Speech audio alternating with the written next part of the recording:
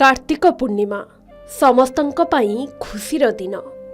सूर्य उइबा पूर्वर गाधोई पाधोई डंगा भसाइबाकू समस्ते आगभर। हेले दिनटी काहापाई खुशी तो काहापाई दुख आनी देइछि। एई डंगा भसा जे एक परिवार दुखर कारण पालटिब ताहा केही केबे कल्पना भी करि नथिले। हाँ आज्ञा, आमे एमिति कहिबार कारण हेउछि डंगारे थिबा पैसा आनिबाकू जाई कुनी झियोटी तार जीवन हराइछि। गोटे परिवारे खुशी जगारे खेली जाइछि शोकर छाया। कुनी झियो सावित्रीर आयुष जे आज कार्तिक पूर्णिमारे सरीजिब से कथा केही भाबी भी नथिले। समस्ते डंगा भसाइबारे व्यस्त थिबा बेले सावित्री सकाळु सकाळु बाहरी जाइथिला डंगारे थिबा टंकाटे कि 2 टंका कएन आनिबा पाई। लोके पानगुआ धूप दीप सहित डंगारे एभली पैसाटिए रखी दियंती। अनेक जगारे लोके डंगा भसाई चली जिबा परे किंबा सेही समय रे किछि लोक सेही डंगारू पैसा संग्रह करि नियंती। आउ किछि तो पानी रे पड़ी जाइथिबा पैसा को चुंबक लगाई टाणी आनंती।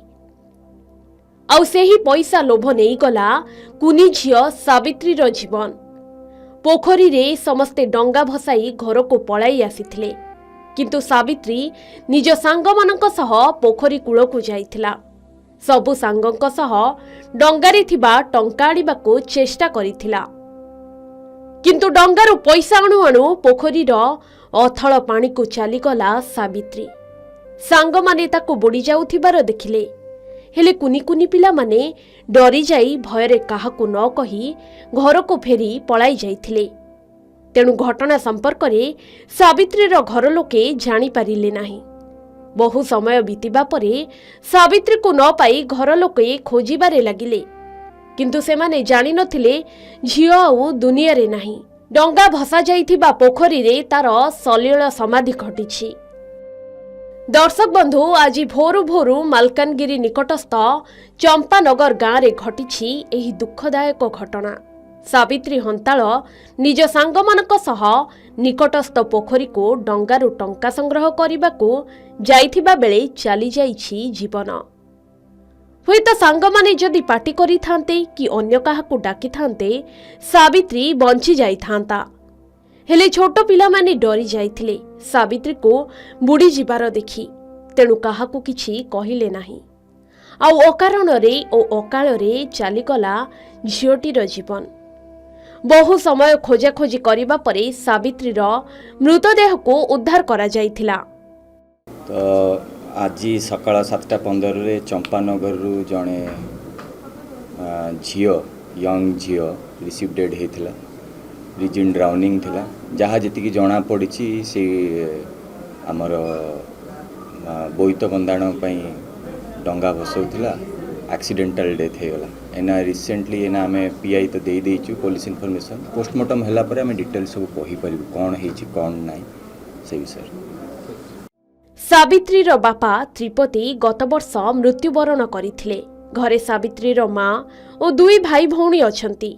माँ कुमारी मूल लगी पिलांको पोषुथिले, किंतु दैव साधिला दाऊ। अन्यपटे डाक्टर कहिसंती कुनी झियो मेडिकल आसीबा बेलको मृत्युवरण करि सारिथिला। आज पंचक थिला डंगा बसैया पई जाइथिले। डंगा बसो समस्ते डंगा बसै के भारी आसले। छोट छोट छुआ जाक थिले पैसा काढ़ा से व्यस्त थिले। पैसा काढ़ुले पैसा काढ़ी काढ़ी से डंगाटा सेपटे भासी भासी गला से खाल को भासी भासी गला। से झील भी पलैला। से झील भी जाई पूरा घात में पशिगला। किए बड़ लोक थिले देखले कौन काढ़ था किए देखी ना छोट छुआ जाक थिले। छोट छुआ मैंने थिला देखले टिके पाटितुंड हेलारू बड़ लोक मन पलैला देखले खुजा खुजी कलारू आम पाइलु ना।